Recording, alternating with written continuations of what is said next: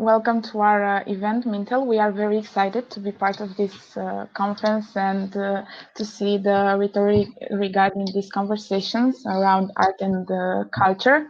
And of course, we really want to share our viewpoint as students who are part of the lifestyle regarding arts. Myself and my colleagues Alexandra and Anna will present today, but we are also very excited and honored to have with us Andra Bria, our special guest speaker, as well as Stefan Cristea, our student guest.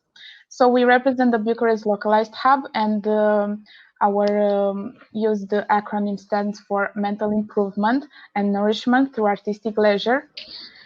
And the question that we had regarding this conference was what valuable thing could we contribute to this conference? So we chose the subject of discussion: how are art and culture contributing to our well-being in times of distress? That is our agenda for today. So we chose this subject because our generation, we think that it's a special one. When going to university, we thought that it would mean expanding our knowledge, but with the pandemic, we were forced to find new ways of coping with the whole situation. And we found art as a therapeutic leisure, as well as a way to stay in touch with the artistic world. And in terms of objectives for this event, we want to show the importance of art on our well-being as a therapeutic leisure, as well as the importance of the digital world for the connection among people and art. And we started from the power of art, especially with these two examples in mind.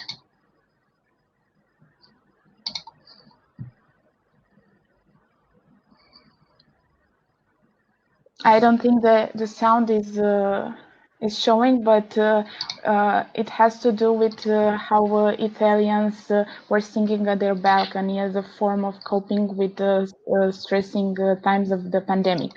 And the second one, I think you all remember, is the guy who, in the problem of racial injustice, sang for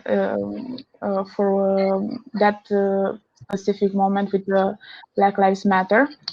And he just showed us that art can bring us together and can bring hope, and that is possible through empathy. So the force of art has to do with in our society, because arts are rooted in society, and even if they are not necessary for our physical well-being, considering, like we all know, Maslow pyramid of needs, they are crucial for our mental state.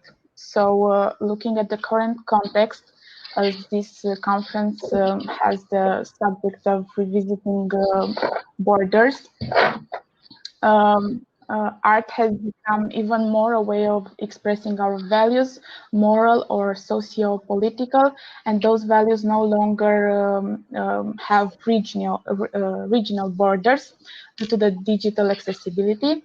And here a recent example, I think we can all agree on, is Amanda Gorman's poem for the inauguration of the new U.S. president, and I think she was the star of the whole inauguration because through her poetry she appealed not to only the U.S. citizen but to us all. As part of our research for this topic today and for this event as well, we made a survey that we shared on different platforms to different people from different countries. We wanted to see their opinions all over the world, not just in Romania, where we're from. And we had over 100 respondents over the course of just a couple of days. Our goal was to gauge people's relationship with art and creative content, as well as their general well-being through this very difficult period. And one of the questions that we asked we inquired about their emotional state, both now and in comparison to previous years, like before the pandemic, and their feelings towards different types of artistic and creative content. We wanted to see how their opinions of art and creative content maybe have changed over these past 6 to 12 months, and how the relationship have changed. Overall, it seems that the majority of our respondents started to value artistic and creative content or endeavors more than before, and they noticed the benefits of these areas, as well as started acknowledging their importance in mental well-being. This period of very high stress and isolation has only brought them closer to creativity and to art. More so, more than half of our respondents have said that they gained a new skill this past year, and the majority of them have chosen a skill in an artistic or cultural, area, such as drawing or painting, but also learning a new language or starting to become more interested in different countries and their cultures. I made just a couple of graphs showing some of our results. We also asked about how they distress or how they try to maybe distract from negative states of mind. And most of them have very positive experiences with music and listening to music and musical content in general, as well as watching creative content like TV shows, or also theater was often cited, online theater shows, and generally engaging with cultural and artistic content online to distress. We also have seen that our respondents have stated that they now realize the value of arts and culture more, as well as noticing their importance, as I said, to their well-being. The majority of people miss artistic and cultural events and have kind of realized what they had before losing it, so to say. You never know what you have until you lose it. And it seems that this is true as well in this context. Unfortunately, even though this has been a very, very hard period for us all, the only good thing to come out of it is that we now realize how important these things are for us. Lastly, a quick graph about the activities people chose to partake in this year that they haven't previously, with the majority saying painting, drawing, or writing, or other creative activities where you create something, like even woodworking or making Play-Doh models. And also majority enjoyed cooking. And they said cooking from different cultures, or cooking and trying recipes from different countries. So let's again engaging with different cultures of the world. And seems overall the conclusions of our survey were that this difficult time period has made people realize the importance of artistic and cultural content, both in general, like for society, but as well as for their own well-being. People started to engage with art more than before, or exercise their creativity through different means, especially when it comes to distressing, because it seems that stress was the most frequently felt emotion. As you can see, 63.64% of people have started feeling stressed more often or very often in the past 6 to 12 months. And in this situation, creative content played a big role in helping them out, especially, as we said, music and visual content. And unfortunately, a lot of people acknowledge the importance of artistic content, and even more happily, we discovered that a lot of people chose to reach out about their mental well-being, reaching out either to friends or to family, or even to professional people like therapists or psychologists. A lot of people chose to do so instead of dealing with alone. Our own experience about art and how it has helped us, without going into too much personal detail, this is actually why we chose this subject, because we've also seen the importance of these things in our life in this very high stress period with exams, but also not being able to see our colleagues. It's been very difficult, and for us, art and any kind of creativity has been a major help. For me personally, especially filmmaking or rediscovering my love for foreign languages. I studied Japanese, and engaging more with that culture and learning more about different countries and their culture. And also my colleagues, I'm sure they've also had their own share of experiences. Sorry, my timer went out. I wanted to speak just 5 minutes, so I will pass it on to my next colleague.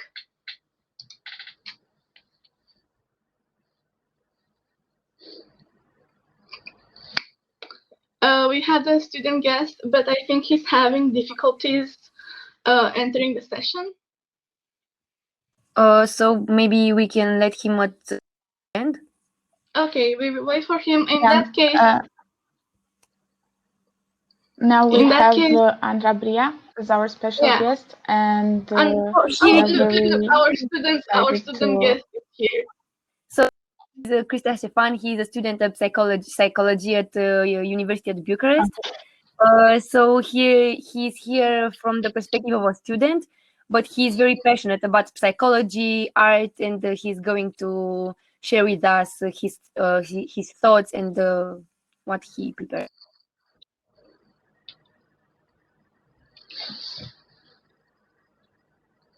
We can hear you.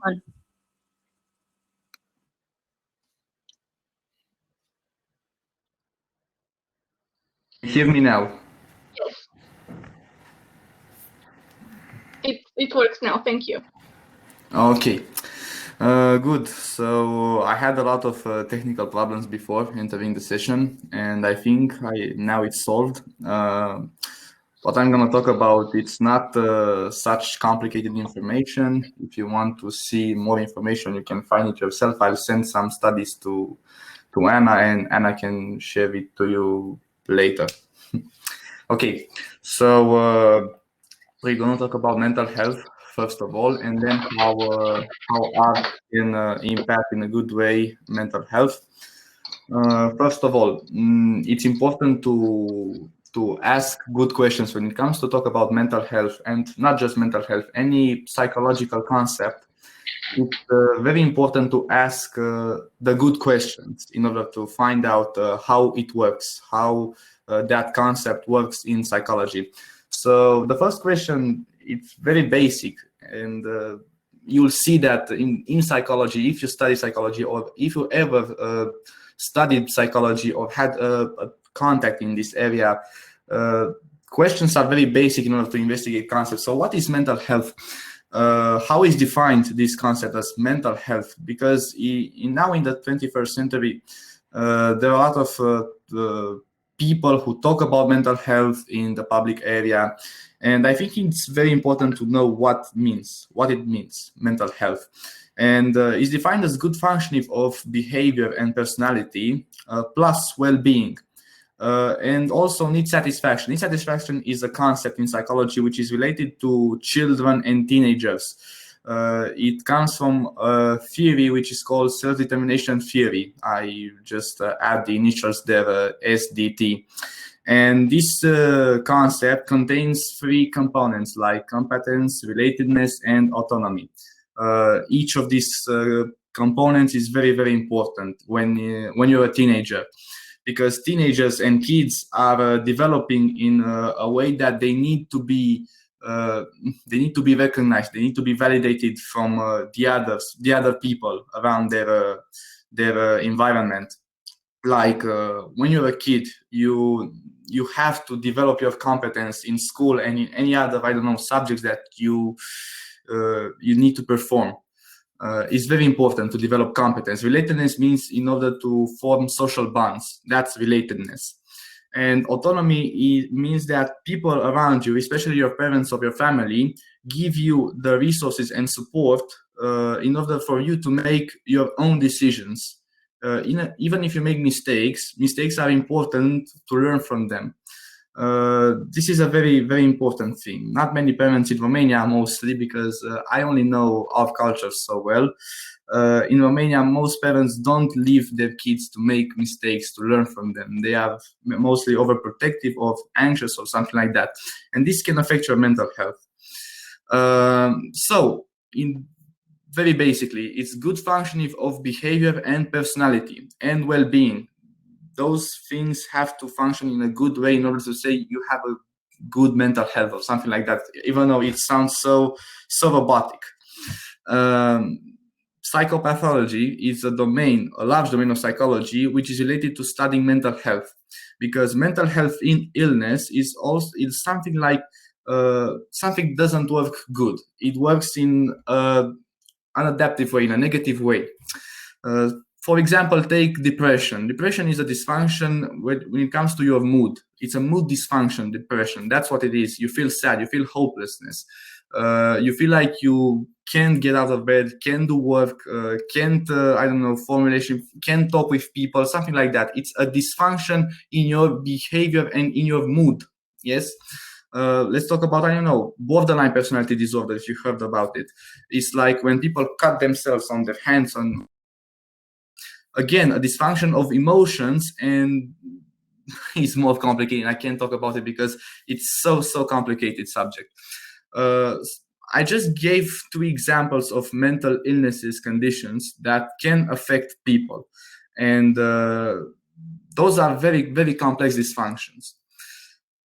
That's what is mental health. That's what it's about. It's about psychopathology and good functioning of behavior and personality. This is about mental health. What causes a mental health illness, or I don't know, a mental illness in general speaking? There are many types of mental illnesses, and if you want to find more about it, I recommend you to check out DSM-5. This is a very large dictionary of mental illnesses conditions. Basically, a mental illness is caused about genetic factors, or I don't know, something you are born with. There are some dysfunctions that people are born with. They inherit from other relatives, from their father, from their mother, from their grandparents, or something like that. Like psychosis. Psychosis are usually inherited from other relatives from that person. And also, apart from inherited factor, there is also environment factor that can cause a mental illness conditions. And also, we can talk here about personality disorders. They are most caused by environment factors like bullying, like abusive experiences with parents, with the school environment, with teachers, with I don't know, with social from people from society. Abusive behaviors from society and from school and even from family can lead to a mental illness condition. And in order to improve mental health in society, we have to talk about prevention and treatment. Prevention is when you try to anticipate a condition that a person may develop in time due to exposure of I don't know, of harsh stimulus of personality or something like that. I mean, if you have a kid and at his school people bully him, how can you try to prevent him developing I don't know, a self-esteem problem or something like that, or a body image disorder or something like that? That's when it comes to prevention. You have to anticipate what could go wrong, or what you can do in order to prevent a bad thing from happening. And also treatment.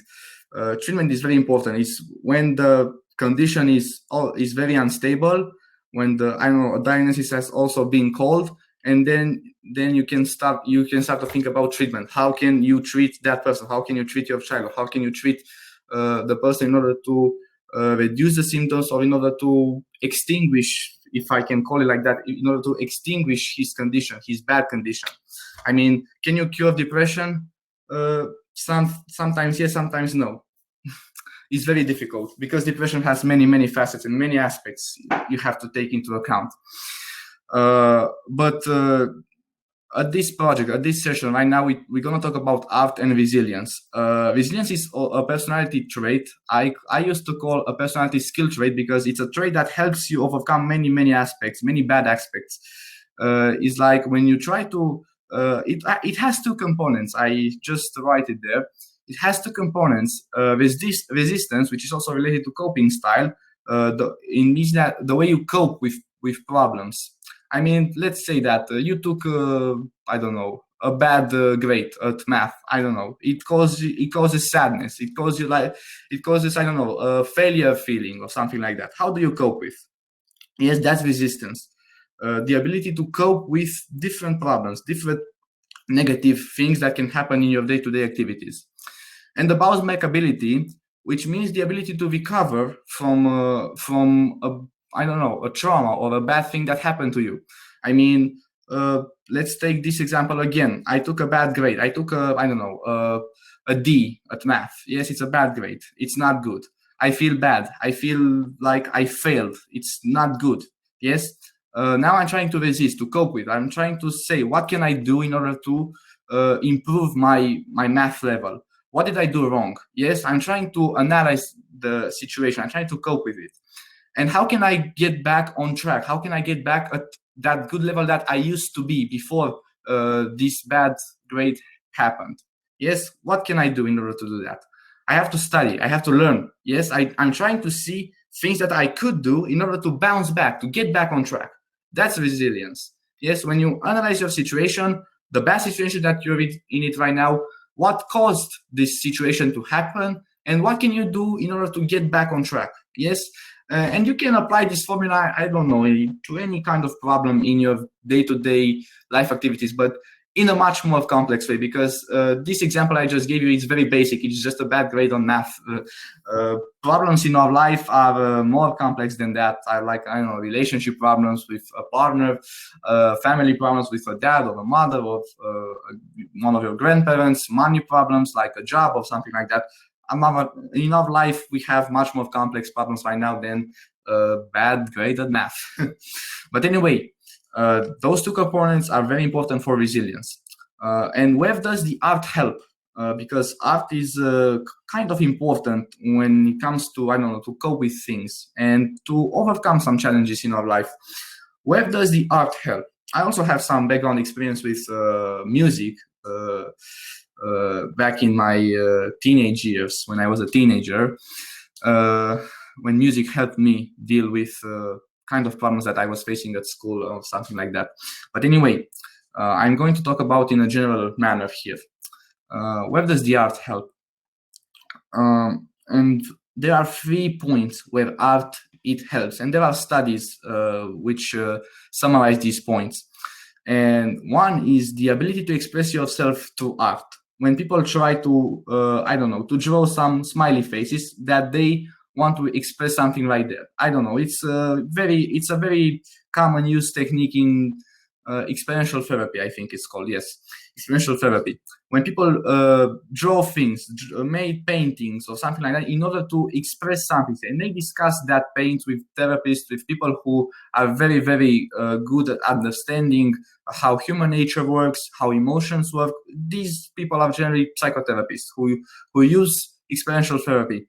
And they teach their patients or their clients who have different problems or something like that how to express themselves through paintings, to write stories, poems, or anything at all that they can use to express what they feel, what they think, what they are coping in their life, or something like that. These are ways to express yourself. How has art helped me? I want to talk about that a little bit further, not right now, because it's more complex. It's more complicated. We can return to this topic after our next guest also speaks. So we also have a different opinion from a creative professional and someone from the industry. So we will return. Thank you so much, Stefan, for your input. It was very interesting. As I said, we will return after our next guest. Thank you. Our next guest, just after her discussion, so we will bounce back to everything. So we discuss everything in general. So our next guest is Andra Bria, and she will provide us with the perspective of a person who has worked in or near creative industries, uses creativity often in her work, and is closely engaged with both creative. You can please feel free to check out her website, andrabria.xyz. Thank you so much for joining us, Andra. Thank you so much for having me. I'm really, really excited to be in this panel. Can you guys hear me? Is everything okay? Yes. Okay, cool. Thank you so much for inviting me. I really believe that art has an important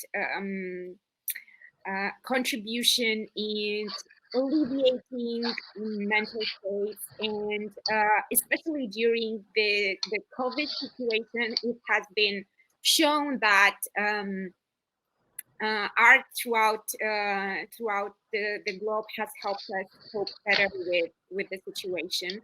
A little bit about myself. I'm a digital product designer, a founder and a writer based in Bucharest, Romania.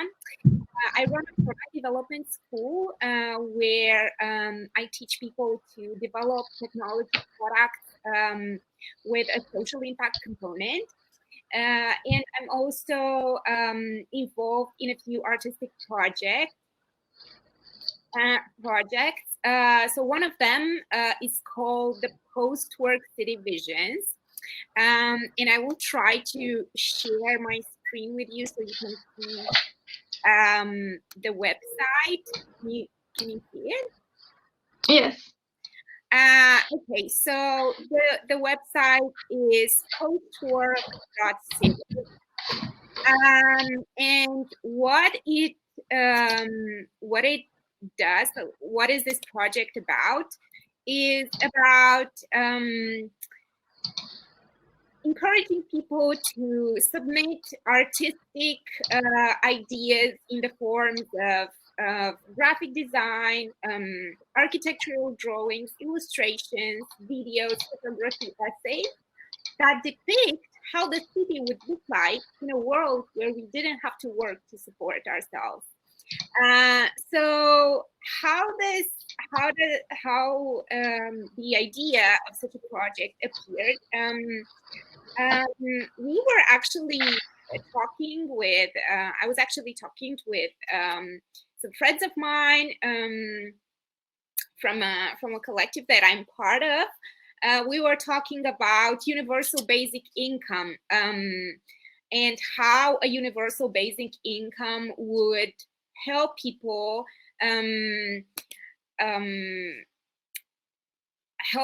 cope with what happened with the what would happen with the advent of automation. So what happens when all production is automated due to technological advances? The material abundance produced is equally distributed and nobody would have to work at all.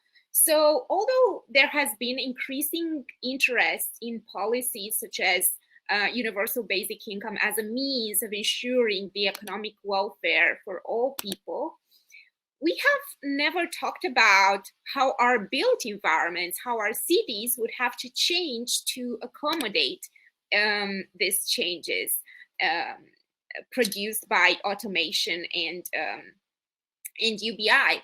So that's what our project aimed to provide visions of how the city would change in a world where work becomes obsolete. So it has been a truly exciting journey. We started the project in the summer of 2020, and up until now, we received over 20 artistic submissions from all around the world.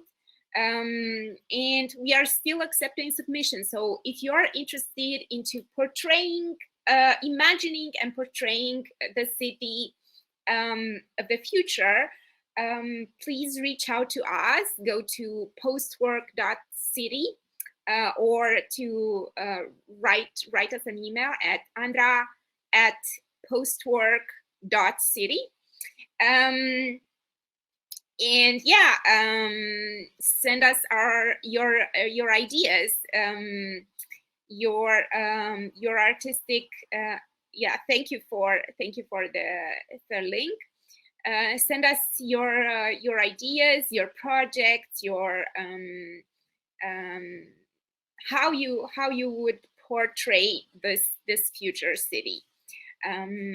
The goal would be, like, the ultimate goal would be for us to actually have all these artistic submissions exposed in an online exhibition, but also in a in-person exhibition. So this is really exciting for us. We are currently looking for partners to help us develop further this this project, and of course for contributions from all of us, from all of you.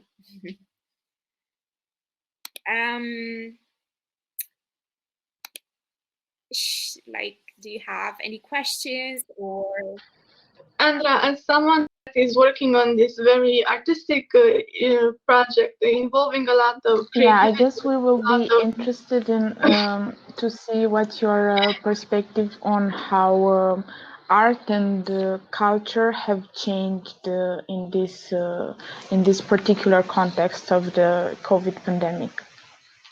Yeah, I think that this particular context has given every one of us more time to think, more time to take care of ourselves, more time to reflect. And of course, with more time at our disposal, many of us have reached out to different activities, such as arts like music or writing or creating fiction, or even just reading more, or watching movies, or I think many people have found, as I've said earlier, a solace in art. And I think that we should practice more often, not just in this context, but I think we should practice active imagining and future thinking more often. And that's what also the Post-Work City Visions project is all about. Imagining positive futures, because it's the only way to build the future that we want to see. I think the way you worded it by saying finding a solace in art and finding a way of maybe a safe place in art, I think it's very important. I would like to ask our guest speaker Stefan as well for his opinion on this, about finding solace in art and finding a safe place for you mentally, a safe place where you could maybe develop yourself and focus more on your well-being, or discover yourself more through art and creativity. I'm gonna talk about that and also share my experience, because somebody asked me just 9 minutes ago on the chat.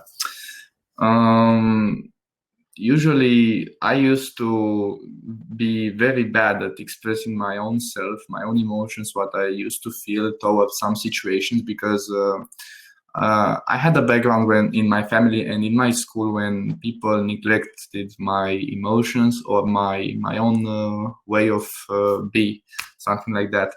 I mean, when people neglect emotions of children and on teenagers, mental health can or emotional health can decrease. And because of that, I had a hard time expressing my feelings or my emotions towards situations. I didn't communicate too assertive towards something. But I think everybody knows Linkin Park or something like that. When I discovered this rock band, which was a way of, I don't know, to their songs, to their lyrics in that songs, I used to, I don't know, to relate to that songs and to those emotions that they were like sending to me or something like that. And after listening to Linkin Park, to discover some songs, to read the history of the band and its members, I just got inspired from that point. And I got inspired in order to, I felt more free to express myself, to talk about my feelings, my emotions, my way, my state, my bad, my negative moods, my positive moods. I just didn't express my emotions, even though they were positive or negative. And discovering this rock music band helped me expressing myself and communicate better with others. When I was a teenager, that happened like I even remember, like 6 years ago, something like that. Yes, 6 years ago. So yeah, I think that's how this part of art, which is related to music, had helped me and helped me express in fact, taught me to express myself better in relation to others. Thank you, thank you. We actually have presented earlier that music is one of the things that people said helps them the most in these difficult situations, and your experience is just adding on to that.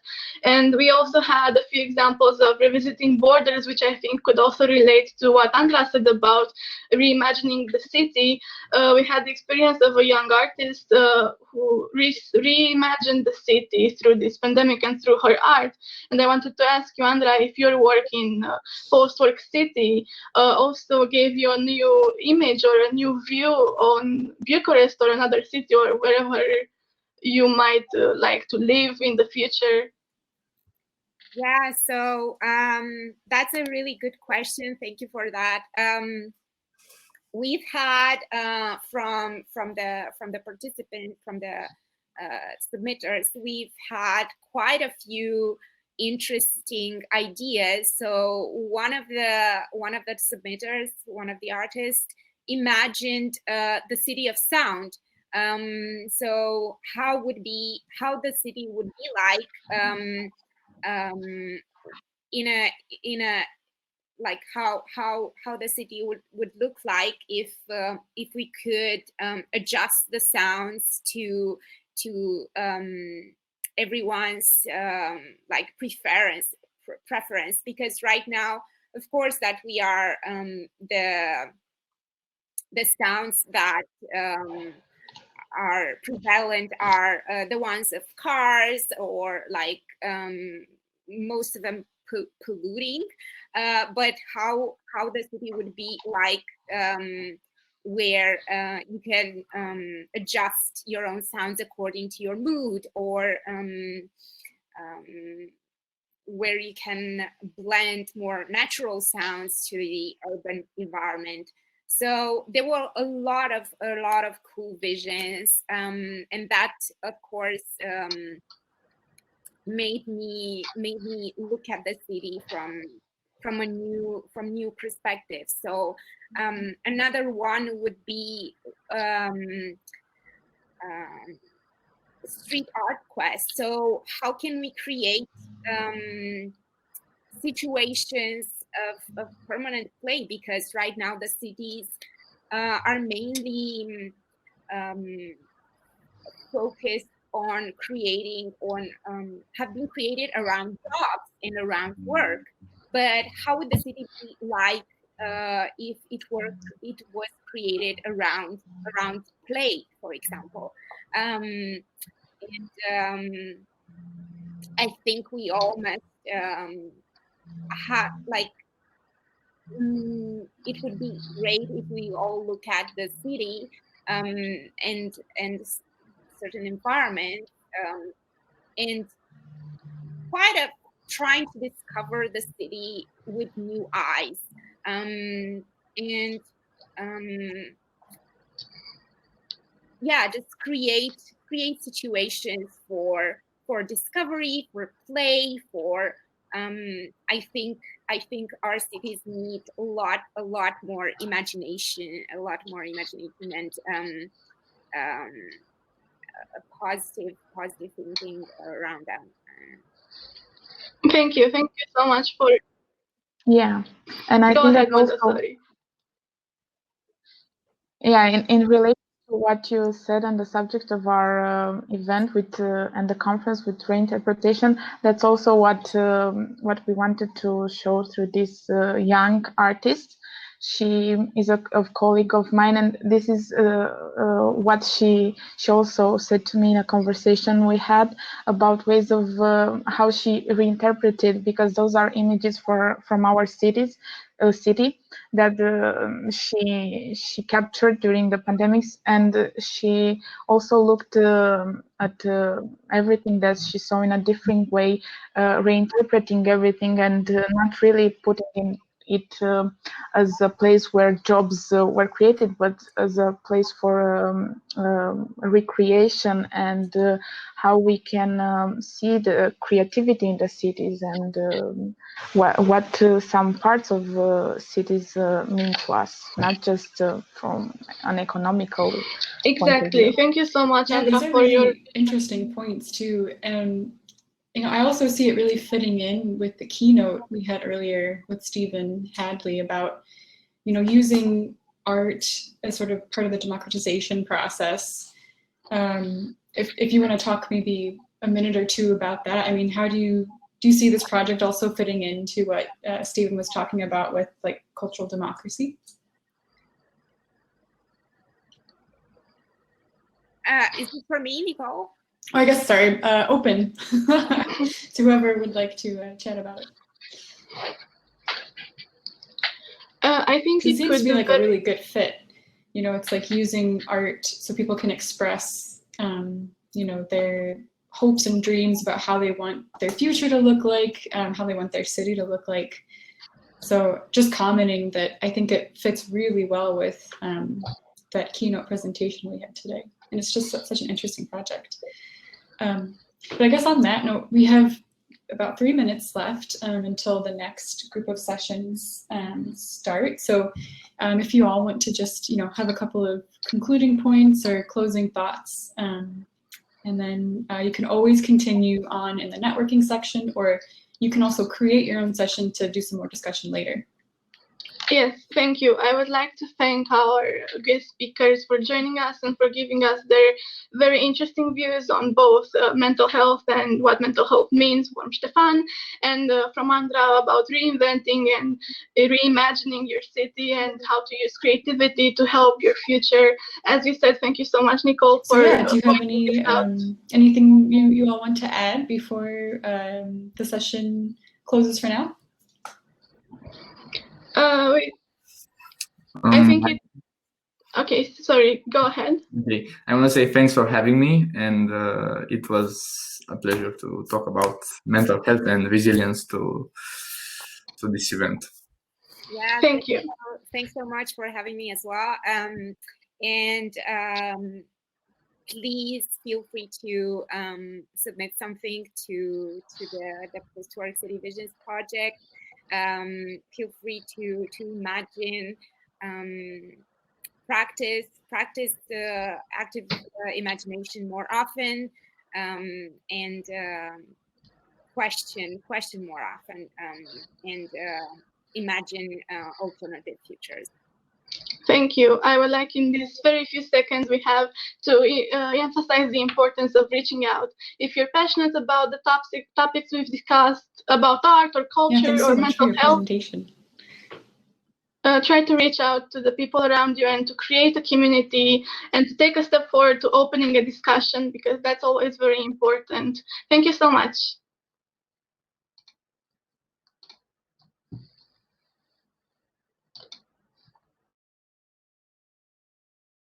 Everyone, for today.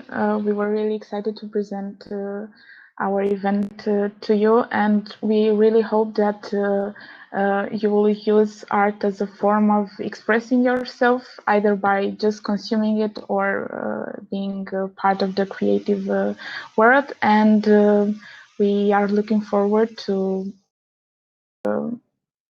with you if you have any other questions. So thank you.